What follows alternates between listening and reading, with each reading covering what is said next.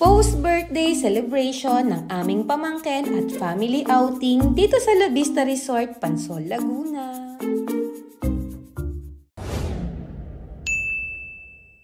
Hi guys! Magandang araw! For today's vlog ay samahan nyo kami sa aming pagpunta sa birthday ng aming pamangkin at family outing na din dito sa Pansol, Laguna. Simula nga sa apartment namin ay nag-arkila na kami ng tricycle. Medyo madami kasi kaming dalang gamit ni Yael, pati nga ang kanyang stroller ay amin ding bitbit para may mahigaan siya pagdating namin sa resort. Dito nga gaganapin sa La Vista Resort ang post-birthday celebration ng aming pamangkin. Pagdating nga namin dito ay nagbayad na din agad kami ng entrance. Nauna na nga dumating ang iba naming kapatid kasama nga nila si Inay. Nakakatuwa nga at galing pa sila sa Quezon. Nagbiyahe pa nga sila para makapunta sa ganap na ito. Sinalubong na nga kami dyan ng aming kuya. Ay pagkakita nga sa akin si Baby agad ang kanyang kinuha. Siya na daw ang magdadala papunta sa aming cottage habang nagbabayad kami. Pagkapasok nga namin sa loob ay nakita ko na agad ang aking ate kasama ang aking mga pamangkin. Nagulat nga ako kasi ang aga pa ng mga oras na iyan pero nagsisimula na silang mag-swim. Uwi din daw kasi sila ng maaga kaya ini-enjoy na nila. Pagkakita nga nila sa akin, isa-isa na nga na nag-bless ang iba kong pamangkin na galing naman sa Lipa, Batangas. O diba, for the kalat ang lahi ni Inay at ni Tatay. Sinamahan nga muna nila kami para mas mabilis naming makita kung saan na andoon ang iba naming kasama. Alam nyo ba na medyo namanghanga ako sa lugar na ito? Aba ay napakalawak pa pala pagpasok namin sa loob. Pagdating nga namin sa aming cottage ay si Inay na ang may hawak kay Baby. Tinanong ko nga agad kung umiyak ba nung nakita sila. Medyo in-expect ko kasi na mangingilala si Yael ay hindi naman daw pala at tumawa agad pagkakita sa kanila. Inabot ko na nga din ng mga oras na iyan ang regalo ng isa kong ate sa birthday girl. Hindi kasi sila nakasama. What's that? Oh, what's that? Oh, you open it. Where's... Oh, what? Cheng. Cheng. Wow, dami pa. Oh, very good naman.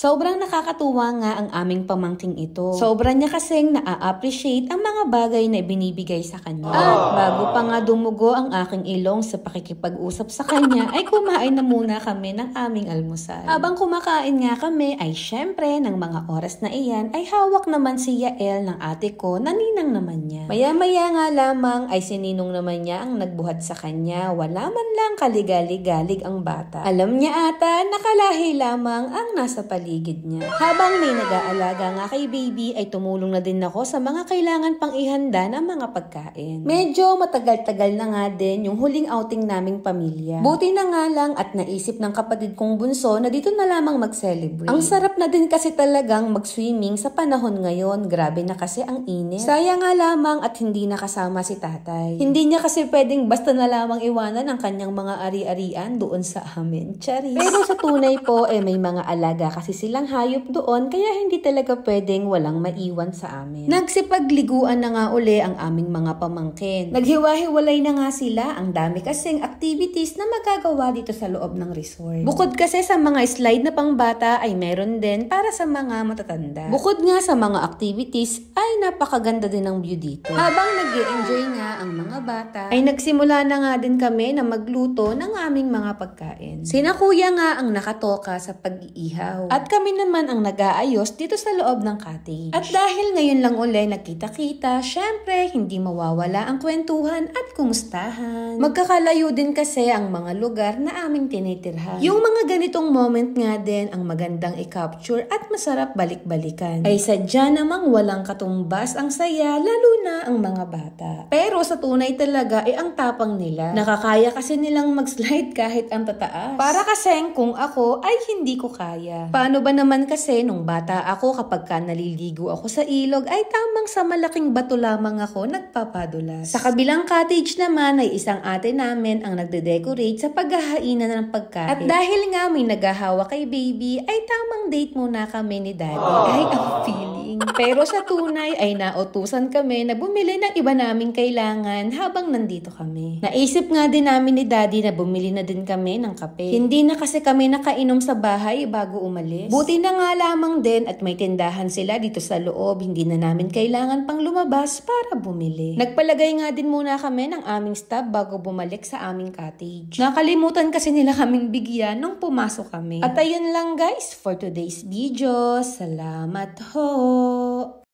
Post-birthday celebration at family outing sa La Vista Resort, Pansol, Laguna, Part 2. At ano kaya ang reaction ni Baby Yael kapag naligo siya sa swimming pool?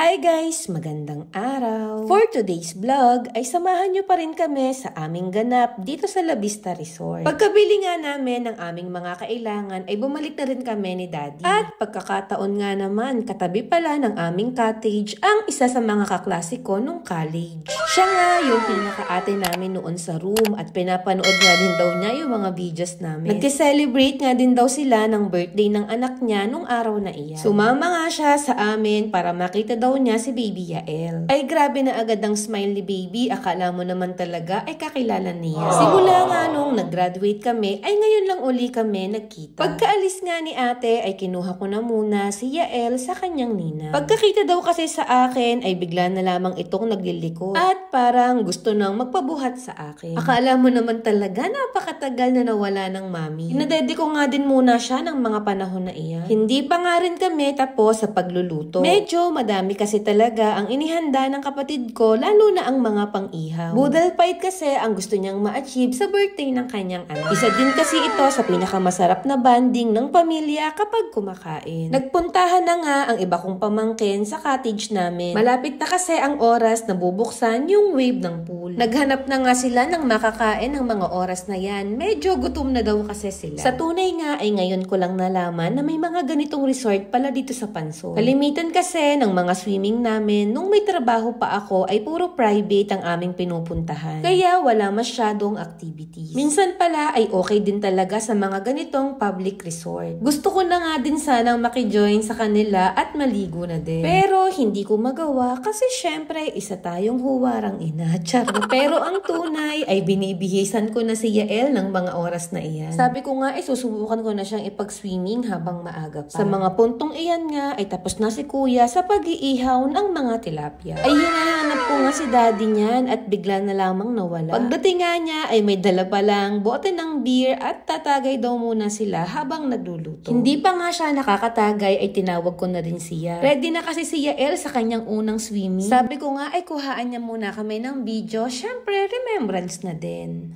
Ay, samahan niyo po kami. First swimming ng Baby Yael na. Medyo kabado talaga ako na paliguan si Yael sa ganito. Lalo na nga at baby pa lamang siya. Bukod nga kasi sa akin ay pinagkasabihan din ako nila inay at mga ate ko na baka daw sipunin o lagnatin si baby. At dahil pasaway tayong mami ay tumuloy pa rin ako. Char!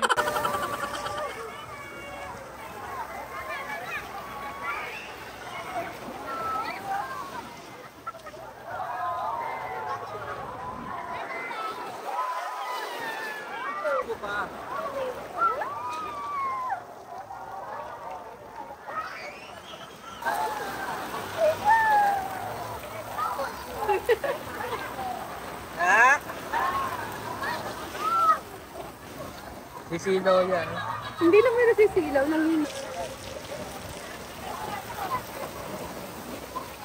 Medyo kinabahan nga ako sa reaction ni baby sa tubig. Akala ko nga ay iiyak siya. Hindi rin naman kami nagtagal sa pag-swimming at binihisan ko na rin siya. Pinatulog nga muna din siya ng kanyang daddy. Ako naman ay bumalik na uli sa pagtulong sa paghahanda ng aming pagkain. Ay hindi na nga napigilan ng aking mga binatang pamangkin at inumpisahan na nila ang puto paw at kutsinta na gawa din ng aking ate. Ang sarap lang din sa puso na kahit magkakalayo kami ng bahay, ay pag may mga ganitong okasyon ay nagkakaroon ng pagkakataon na magsama-sama ang aming pamilya. Lalo na nga at kaming magkakapatid ay may mga kanya-kanya na din na anak. Ito din yung time para magka-banding silang magpipinsan. Maya-maya nga lamang ay natapos na kami sa aming pagpiprepare. At kumpleto na nga ang lahat para sabay-sabay kaming kumain.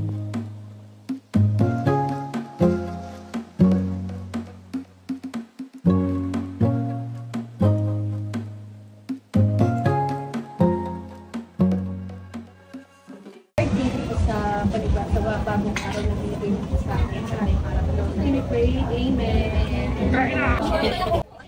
At kanya-kanya na pong sugod at hanap ng pwesto para makakain. Kain po tayo. At ayun lang po for today's video. Salamat ho! Last part ng swimming namin sa La Vista Resort, Pansol, Laguna. Mayroon palang mini zoo sa loob ng La Vista.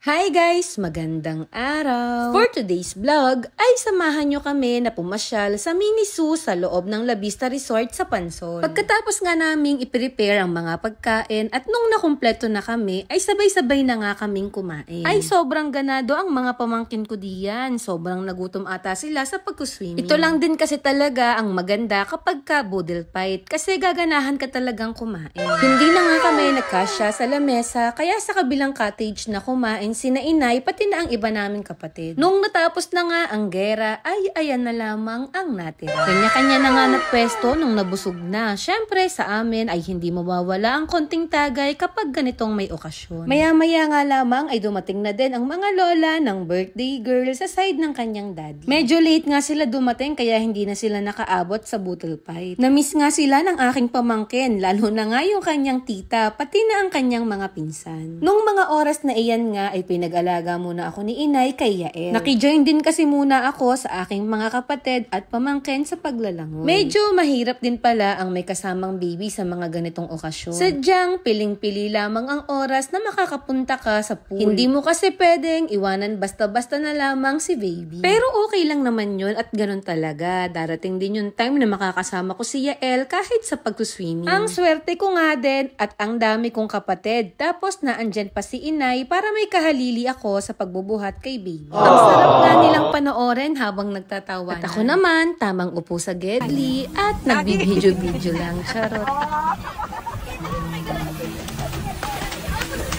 Tawang-tawa nga ako kay daddy at hindi niya alam na nakabidyo ako ng mga oras na iyan. Aba ay malayo pa lamang, kita ko na agad ang bilog ng kanyang tiyan. Mahirap nga din pala kapag ka ikaw ang tagakuha ng video, hindi kasi ako makasali sa kanila. At fast forward nga ay inaya naman ni daddy ang aking mga pamangkin na pumunta dun sa pinakamataas na slide dito sa resort. Nung inaya niya nga ako, nasubukan ko din, ay hindi na ako nagtangka. Tingin ko pa lang kasi pakiramdam ko ay hindi na ako makahinga.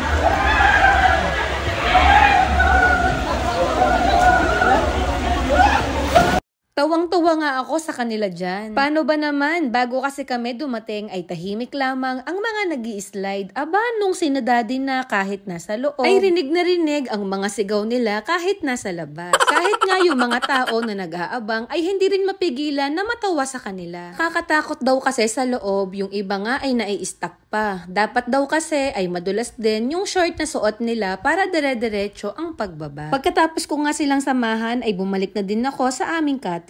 Pauwi na din kasi sa amin sa Quezon sina inay, pati na nga din ang mag-anak ng aming kuya. Sumama nga ako sa aking mga kapatid sa paghahatid sa kanila sa labasan. Nauna na nga silang umuwi kasi malayo pa rin ang kanilang biyahe pauwi. Vlog yan!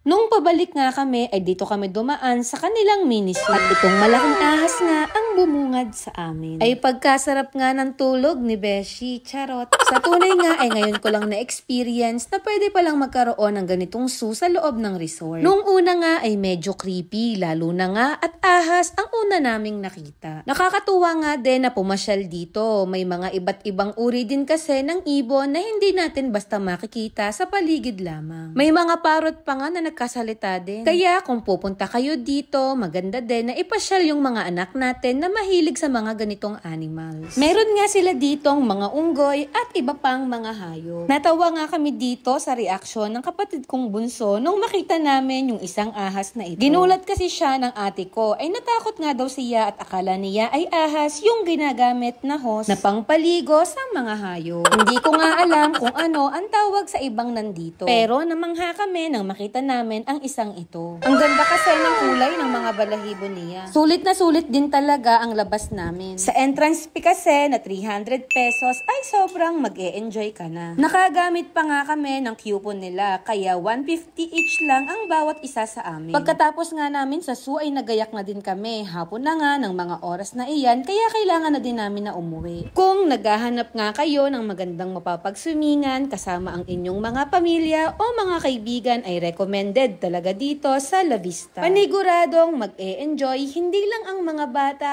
pati na rin ang mga matatanda. At ayun lang po for today's video. Salamat ho!